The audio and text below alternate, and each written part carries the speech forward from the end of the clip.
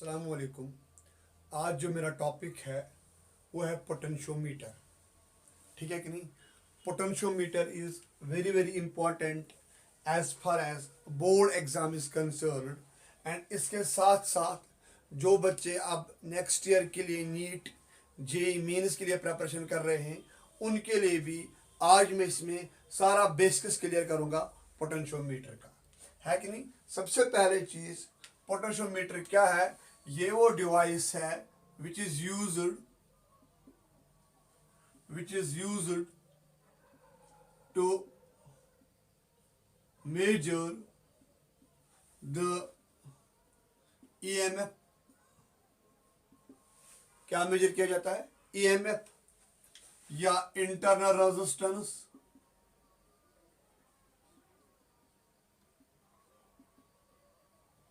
ठीक है कि नहीं, और resistance, internal resistance of a cell.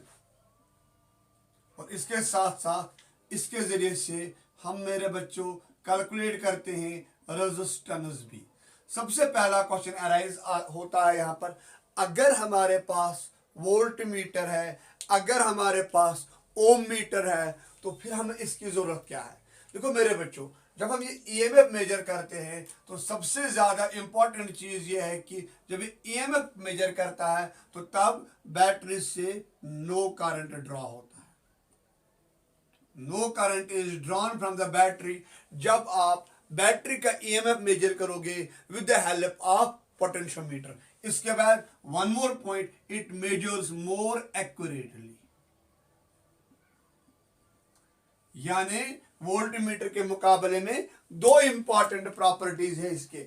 एक प्रॉपर्टी है, क्या है? एक प्रॉपर्टी है इसकी ये कि ये जब बैटरी का ईएमएफ मेजर करता है तब बैटरी से कोई करंट बाहर नहीं आता है, बैटरी की अपनी स्टोरेज पे कोई फर्क नहीं पड़ेगा, और इसके साथ साथ इसका रिजल्ट आता है एक्यूरेटली। इसके साथ साथ हम मेजर कर सकते हैं internal resistance of the cell, और इसके साथ साथ हम मेजर करेंगे एक्सटर्नल रेजिस्टेंस भी कभी कभार अगर हमें जरूरत पड़ेगी। चलो आगे बढ़ेंगे मेरे बच्चों। अब आएगा इसके बाद one more point, construction and principle of the potentiometer. एक पोटेंशियोमीटर का प्रिंसिपल क्या है और एक पोटेंशियोमीटर की कंस्ट्रक्शन क्या है। सबसे पहले हम मेरे बच्चों पढ़ेंगे कंस्ट्रक्शन ऑफ पोटेंशियोमीटर। ये किस चीज का बना है और ये किस तरह से बना है, ये समझना जरूरी है। आज का जो इंपॉर्टेंट टॉपिक है जो हम इस वक्त डिस्कस कर रहे हैं वो है मेरे बच्चों कंस्ट्रक्शन ऑफ पोटेंशियोमीटर। देखो क्या करते हैं, हम यहां से एक स्ट्रेट वायर लेते हैं, इस वायर की लेंथ होती है 1 मीटर। एक चीज है, हम लेते हैं लॉन्ग स्ट्रेट वायर, है कि नहीं। इस वायर को हम 4 पीसेस में लिए हैं, यानी ऑलमोस्ट होते हैं 1 मीटर हर एक पीस। टोटल लेंथ होती है 4 मीटर, यानी यहां से लेकर यहां तक जो ये लेंथ है ये 1 मीटर है। यहां पर हम मेरे बच्चों हम रखते हैं इसके साथ एक कॉपर स्ट्रिप। इस कॉपर स्ट्रिप को हम यहां से यहां ला रहे हैं और एक वायर, इसकी भी लेंथ होती है 1 मीटर। यहां पर मेरे बच्चों हम और एक कॉपर स्ट्रिप रख रहे हैं, इनको हम कनेक्ट कर रहे हैं with the help of copper strips, और यहां पर हम रखते हैं और एक कॉपर स्ट्रिप।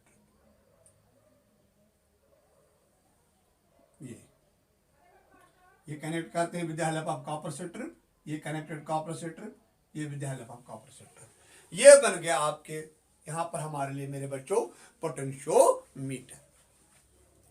क्लियर? क्या होते हैं, इसकी ऑलमोस्ट लेंथ होती है 4 मीटर। ये है कंस्ट्रक्शन की लेंथ, लेकिन किसकी?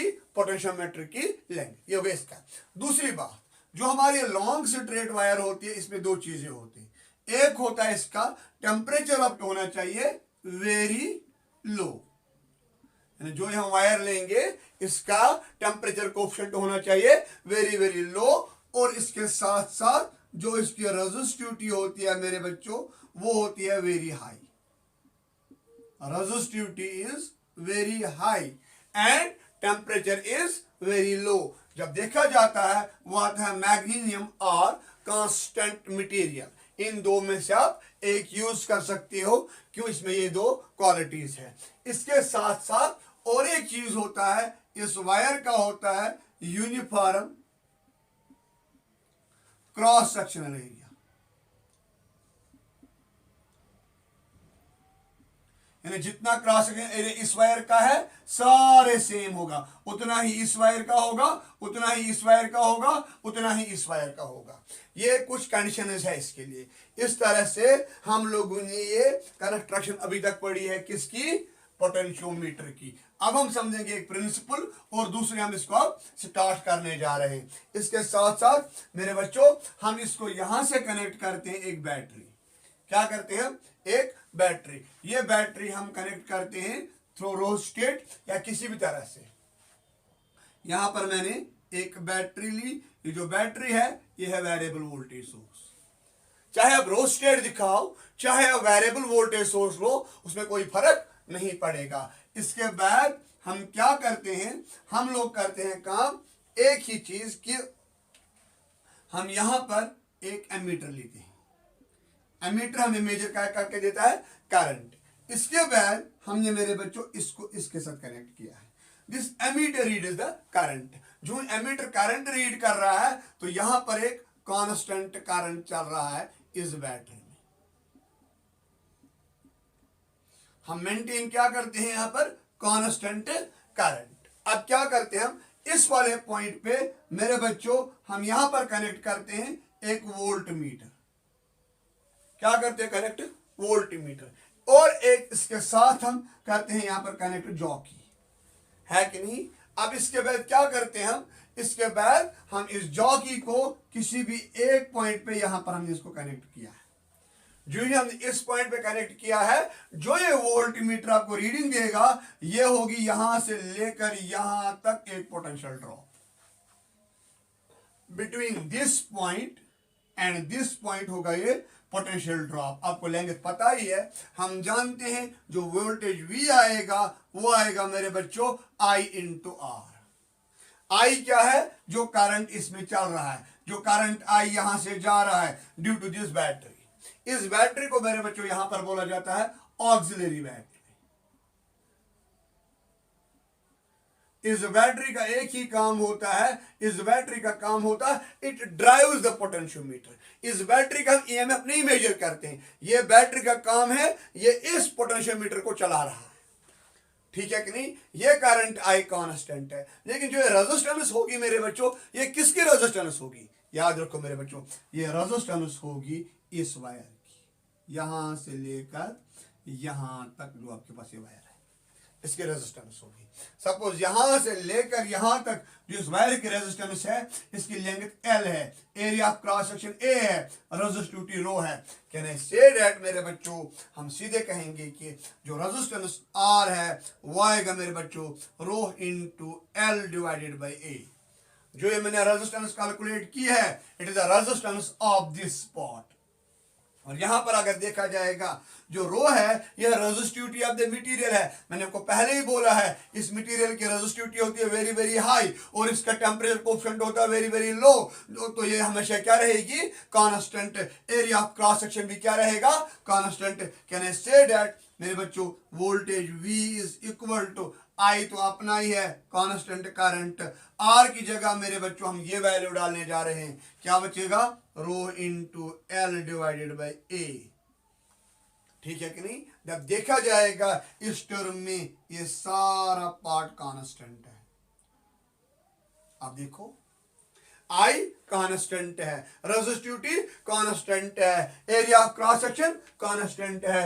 जब ये सारे चीजें कांस्टेंट है, कैन आई से दैट एक चीज कि मैं लिखूंगा आराम से जो वोल्टेज V है मेरे बच्चों वो है मेरे बच्चों K इंटू L। इस K को मेरे बच्चों बोला जाता है पोटेंशियल ग्रेडियंट। जब देखा जाएगा इस K का जो वैल्यू होगा वो होगा दो तरह से, या होगा I rho divided by A, या हम कहेंगे K is equal to V divided by L। इसको मेरे बच्चों बोला जाता है पोटेंशियल ग्रेडियंट।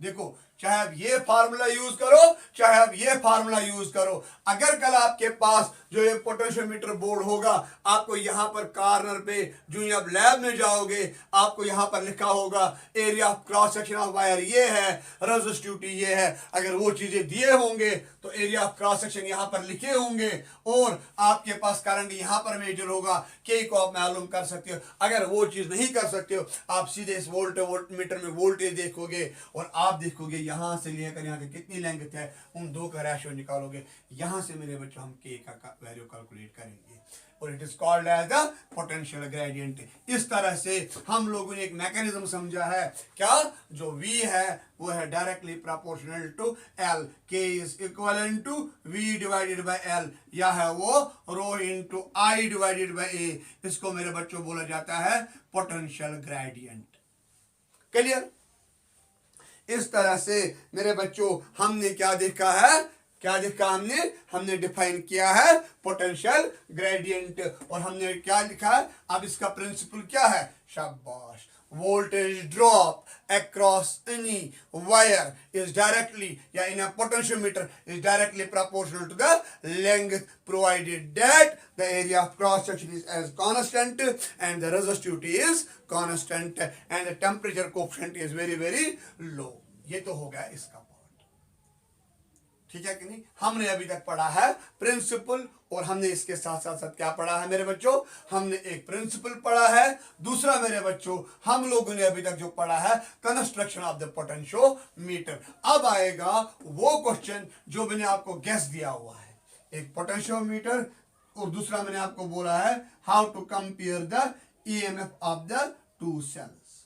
देखो मेरे बच्चों, ये मैंने रखा है यहां पर पोटेंशियोमीटर, क्या रखा मेरे बच्चों, मैंने ये पोटेंशियोमीटर, यहां पर मैं एक कनेक्शन लूंगा, इस कनेक्शन के साथ मैंने यहां पर एक बैटरी कनेक्ट की, ऊपर से ये बैटरी मैंने कनेक्ट की, और यहां से मैंने और एक बैटरी कनेक्ट की, ठीक है। इस बैटरी की जो वोल्टेज है सपोज E1 है, इसकी वोल्टेज E2 है, लेकिन हमें नहीं पता, हमने लिया सपोज E1 E2 है। सबसे पहला जो आता है इसका एप्लीकेशन, वो आता है comparison of the EMF of two cells, जो मैंने आपको दिया इस साल क्वेश्चन गेस, मैं एक्सपेक्ट कर रहा हूं यही क्वेश्चन इस साल एग्जाम में होगा, ये गारंटी है आप लोगों को इंशाल्लाह। Comparison of EMF of two cells, देखो मैं क्या करूंगा, मैं यहां पर मेरे बच्चों ये जो की है ये है टू वे की, कौन सी की है ये, टू वे की। इसके साथ साथ मैंने यहां पर लिया है गैल्वेनोमीटर, ठीक है, और एक जॉकी ली। पहले क्या किया मैंने मेरे बच्चों, मैंने किया है सपोज इस बैटरी को इसके साथ कनेक्टेड, यानी गैल्वेनोमीटर को मैंने कनेक्ट किया है बैटरी 1 के साथ। सपोज जो ये गैल्वेनोमीटर है इसने दिखाया है नल पॉइंट यहां पर, क्या दिखाया इसने, नल पॉइंट यहां पर। जो ऊपर वाली बैटरी है, ये बैटरी इसका काम है खाली पोटेंशियोमीटर का चलाना। अब इनकी बात आएगी, कैन आई से दैट जो E1 आएगा वो आएगा K इंटू L1। क्यों, जब तक यहां से यहां तक जो वोल्टेज ड्रॉप होगा, जब तक वो E के बराबर नहीं आएगा तब तक ये कभी भी नहीं दिखाई देगा नल डिफ्लेक्शन। जब ये पॉइंट और ये पॉइंट आएगा सेम पोटेंशियल पे, तब जाके हम कहेंगे कि इसने दिखाया क्या, डिफ्लेक्शन, जीरो। यानी यहां से लेकर यहां तक जो ड्रॉप है वो आएगा E1 के बराबर। तो मेरे बच्चों हमने लिखा है E1 is equal to K times L1, name it as equation first, है कि नहीं। की कौन सी की है मेरे पास, टू वे की। अब मैंने पहले इसको इसके साथ कनेक्ट किया है, अब मैं इस की को इसके साथ कनेक्ट किया। सपोज अब जो गैल्वेनोमीटर ने डिफ्लेक्शन दिखाई है वो इसने सपोज के तौर पर यहां कहीं पर दिखाई है और एक नई जगह पे दिखाई है ना। पहले थी लेंगे L1, अब क्या आएगी लेंगे L2। हम लिख सकते हैं जो आपको E2 आएगा मेरे बच्चों वो आएगा K टाइम्स L2। क्यों, K ऑलरेडी आप लोगों ने कैलकुलेट किया है। K क्या है मेरे बच्चों, K है potential gradient. Name it as equation second. जरा फर्स्ट एंड सेकंड को डिवाइड करो, है कि नहीं। क्या आएगा मेरे बच्चों, E1 by E2 that is equivalent to L1 by L2, यानी इसका मतलब हुआ है E1 is to E2 आएगा equal to L1 is to L2। Clear? इस तरह से मेरे बच्चों ये क्वेश्चन आपके एग्जाम में आ सकता है। Wish you best of luck till my next video. लेकिन मेरी आप लोगों को एक ही रिक्वेस्ट है, जो जो मुझसे थोड़ा सा प्यार कर रहा है, थोड़ा क्या आप लोग बहुत ज़्यादा प्यार मुझसे कर रहे हो, उस प्यार के बलबूते पे और आपके सपोर्ट के बलबूते पे मुझे पूरा यकीन है मेरे जो चैनल है ये कश्मीर के हर एक 12th स्टूडेंट के पास पहुंचेगा before board examination. Wish you best of luck till my next video my dear students.